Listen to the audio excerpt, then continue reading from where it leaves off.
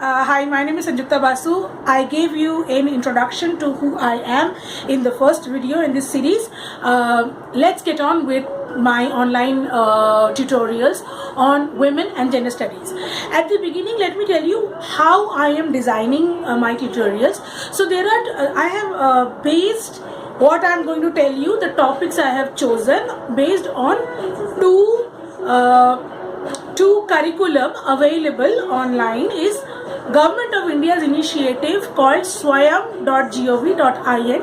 You can go and check it. It has got the course structure there. I will also give the link in my video description. The other course structure I have taken is IGNOU's School of Women and Gender Studies, IGNOU. From there I have picked up the course structure. But I am also sort of designing my own structure because based upon how I feel is more easier to understand. So in the first few episodes of my classes, I will be discussing these very topics. History of women's movements, women's rights movements, number one. Number two is patriarchy, the concept of patriarchy. Number three is sex and gender, the difference between sex and gender. And then at number four is feminist critique of knowledge. Knowledge creation itself can be biased, and feminists have come up with theories where they say that look, here is a knowledge which is not biased and this is how you create knowledge. So that's feminist criticism of knowledge. And then in the end there is queer theories, that is LGBTQ theories. So sexuality is also an important aspect of understanding women and gender studies. So let's get on with it.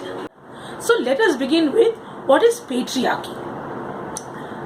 In a simple sentence, it just means the rule of the father or rule of patriarch, which actually translates to like whoever is the male eldest member of the family. People live in traditional joint families, and the eldest male member of the family, he is the patriarch, and patriarchy means that he will decide everything in this house. He is the supreme decision maker. Why the male is the supreme decision maker? Why father? Why grandfather? Why husband? Why brother? That is what at the heart, that is the patriarchy. Where did this came from? When was the first time it was decided that the father will take all decisions? And why? So this is where we have to begin our understanding of patriarchy. Human beings, thousands of years ago, from when they started becoming a agricultural being, from being hunting gathering societies. In the hunting and gathering society, the men used to go for the hunting. The women, the female species, used to gather the fruit, take care of the offspring. The job of male and female was separate, but there was no gender stereotypes. Therefore, there was no inequality. It was not assumed that the one who is hunting, or because of his strength, is superior than the one who is sitting at home and doing the taking care part. When that came, that is when the entire, the imbalance started. Women lost their equal status in this universe. From being a hunting gathering society, human beings became agricultural society. The concept of property, land as property, farm animals as property, cattle as property, from the time when concept of private property, my property, this land is my land, only I will do farming on this land and nobody else will be allowed to take the fruits of my farm. But he thought, how would I know that these are my children? Only a woman has the capability to fully know who is the father of her children, and only she would know. This is an insecurity on the man's mind. A man can never be sure that the children that he sees are his children. He is constantly in doubt. Did she go out somewhere? Did she meet someone?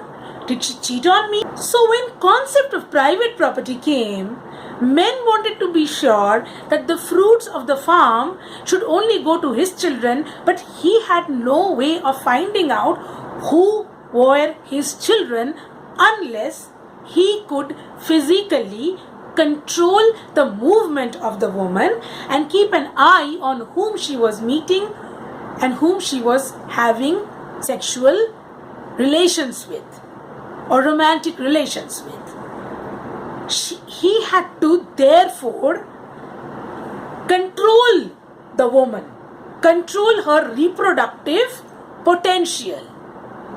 The woman's womb, her ability to born child, became something to control. Just like the land can be controlled, just like the cattle can be controlled, the woman and her reproductive potential also had to be controlled to control private property. These are all connected. From this came the rule of the man, father, patriarch, because he was insecure, because men had to be sure. They need to control her movement, for which the concept of monogamy came. And monogamy mostly for women. Men were allowed to have multiple wives, multiple sexual partners, but women were not. In the earliest Indian society, if you go back, you would see that the kings used to have lots of wives, but women were not. The queens were not allowed to have multiple husbands. So monogamous family structure became a concept to control the woman. Why did the concept of patrilocal families emerged? What is patrilocal family? Means the woman after her marriage would move from her father's house to the husband's house. She will take the husband's name. She will take the husband's caste or gotra. Why did these concepts come? Again, because the husband had to make sure that only he owns the reproductive potential of this woman. And I'm talking about a time when there was no modernity, it's just an agricultural society. Also, for the farming purposes, at that time, we needed more and more children. Humans needed more and more children. A family needed like 10, 12 children for farmers as farm laborers. And for that also, the women's reproductive potential was a very valuable thing, and the men wanted to own it, control it. Similarly, we have the concept of patrilineal family, which means what? That the lineage will be decided by the man, the husband, husband's son, and then son. The husband's bloodline is what is considered as the lineage. All of these are with the single purpose of the men owning the woman. And that is what we call patriarchy. Also with the concepts of monogamous relationship, we have marriage, which has to be done in a public way so that other people know that this woman has got married. And also she has to wear signs of matrimony, so sindoor, mangal sutra. All of these are again markers that this woman and her reproductive potential is taken already and being owned by a particular man, so that no other person can eye on her. So that was an introduction to patriarchy.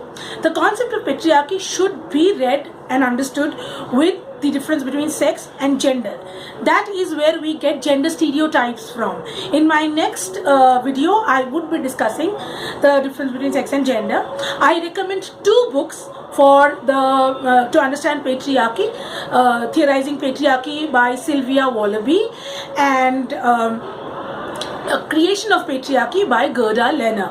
Besides that, amongst the Indian authors, there are also Nivedita Menon and Uma Chakravarti and others have also written on patriarchy. I would share the links later, and I would also keep discussing these work by and by as we go forward. Thank you for watching. Please subscribe to my channel. Please click on the bell icon so that you don't miss any videos, and also leave comments about anything you want to learn about, any of the concepts related to gender studies and feminism that you want to learn about. I will make videos on that. Thank you so much.